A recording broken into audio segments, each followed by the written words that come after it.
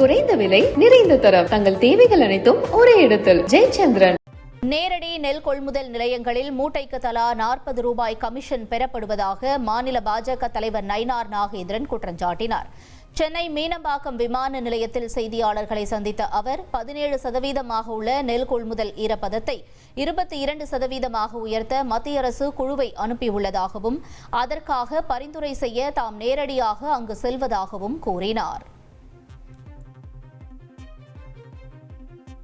அதாவது ஆட்சி ஒரு நல்ல ஆட்சியாக இருந்தால் இதுக்கு முன்னாடியே அவங்க என்ன பண்ணுங்க அவ்வளோத்தையும் உடனடியாக கொள்முதல் பண்ணி அதை அந்தந்த உணவு கிட்டங்களை அடைச்சிருக்கணும். ஆனால் இன்றைக்கி என்னென்னா அதிலே ரொம்ப காலதாமதம் ஏற்படுது. அதிலே ஒரு மூட்டைக்கு 40 ரூபா கமிஷன் கேட்குறாங்க அப்படிங்கிற ஒரு குற்றச்சாட்டு இருக்குது. ஆக இதை அரசாங்கம் சரியான முறையில் கையாளவில்லை என்பது தான் நம்முடைய குற்றச்சாட்டு.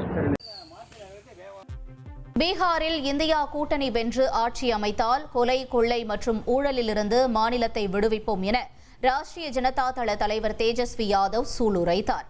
பீகார் தேர்தலையொட்டி சஹார்சாவில் பிரச்சாரம் மேற்கொண்ட அவர் தேர்தலில் தாங்கள் வென்றால் மதம், சமூகத்தின் அடிப்படையில் ஒன்றுக்கும் மேற்பட்ட துணை முதலமைச்சர்களை தேர்ந்தெடுப்போம் என்று கூறியுள்ளார். மேலும் நிதிஷ்குமாரை மீண்டும் முதலமைச்சராக்க பாஜகவுக்கும் அமித்ஷாவுக்கும் விருப்பமில்லை என தேஜஸ்வி யாதவ் குற்றம் சாட்டினார்.